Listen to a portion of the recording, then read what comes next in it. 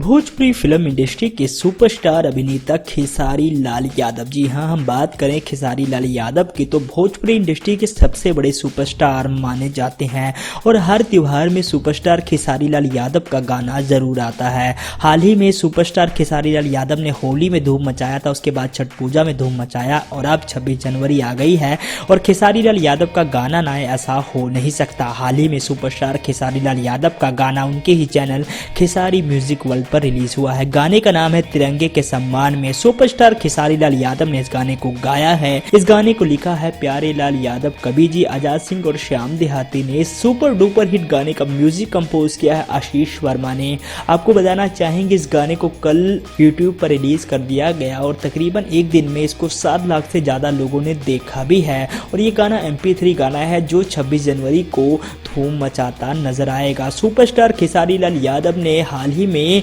Facebook live आकर इस बात की जानकारी भी दी कि 26 जनवरी आ गई है, आप लोग इस गाने को ज्यादा से ज्यादा प्यार दे। टिकटॉक पर इस गाने पर आप लोग वीडियो बनाए। आपको बताना चाहेंगे सुपरस्टार खेसारी लाल यादव का ये गाना काफी मायनों में खास है और एक देशभक्ति गीत है और बड़ी बात तो ये है कि इस फिल्म के लिरिक्स बहुत ही जबरदस्त है। तो आप लोग जाएं और इस गाने को जरूर सुने।